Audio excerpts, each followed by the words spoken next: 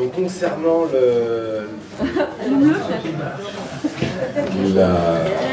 la percussion, le rythme, je pense que c'est quelque chose de très large, de très universel. Quand on parle de rythme, effectivement, je pense que la première des choses, c'est l'écoute.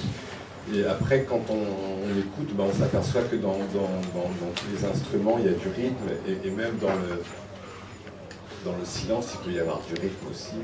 Quand on va en forêt, quand on va au bord de la mer, quelque part, il y a toujours cette notion de rythme. Après, dans l'univers de la musique, le rythme, donc il y a des rythmes qui sont très carrés, il y a des 6-8, des rythmes 3-4, après il y a des rythmes qui sont un peu composés.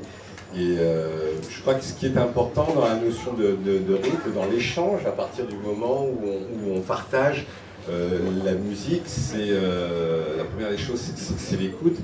Mais l'autre chose, c'est j'entendais le didgeridoo, il n'y a pas forcément de rythme, mais en même temps, il y a un rythme, quoi. Il n'y a pas un rythme, un tempo, voilà. Il n'y a pas un tempo précis, mais en même temps, dans le didgeridoo, le son continue comme ça, bah, il y a un rythme.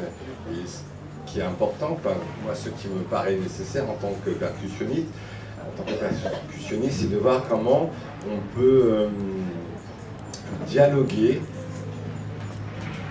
comment la percussion peut dialoguer avec un autre instrument, que ce soit le didgeridoo, la basse, la voix.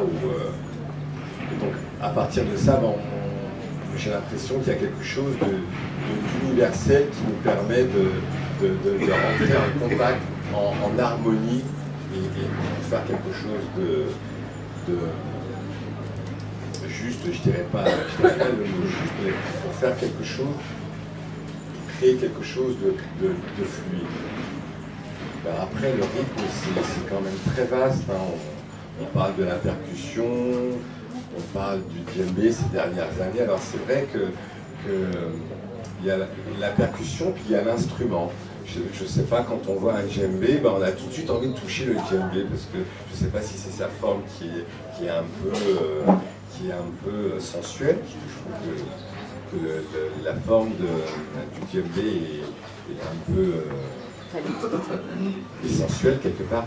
Et c'est vrai que quand on voit une percussion, on a tout de suite envie de toucher la percussion. Alors, je ne sais pas à quoi c'est dû, mais je pense que c'est peut-être pas le même rapport quand on voit un saxophone. On voit un saxophone, on se dit c'est un bel instrument, c'est respect, on va pas toucher un saxophone. On voit une guitare, on voit la guitare, on se dit ouais, on voit un piano, peut-être que le piano, encore. Mais la percussion, on voit une percussion, on a tout de suite envie de taper sur la percussion et pourquoi? Pourquoi?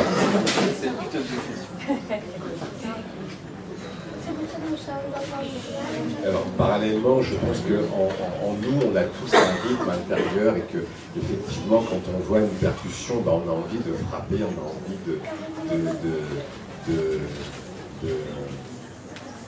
de taper, une répercussion sur l'instrument.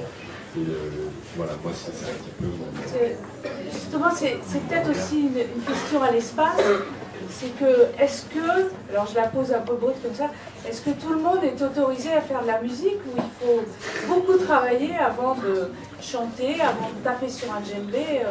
Est-ce que ici on voit des gens qui n'ont jamais fait de musique, qui vont dans l'atelier d'Hélène ou d'autres, et tout d'un coup ils se prennent pour des virtuoses, et en plus ça marche, parce qu'ils chantent, c'est beau.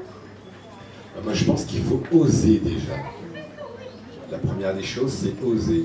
Voilà, ça c'est oser faire le premier pas, d'aller vers l'instrument, d'aller vers l'atelier, expérimenter. Après, une fois qu'on expérimente la chose, ben, on peut avoir un regard différent et se dire ah, il faudra peut-être des bases techniques, il faudra peut-être ci, il faudra peut-être ça. Mais je pense que la première des choses, c'est s'autoriser à aller vers la musique. Parce qu'après, c'est accessible, mais par contre, c'est galère.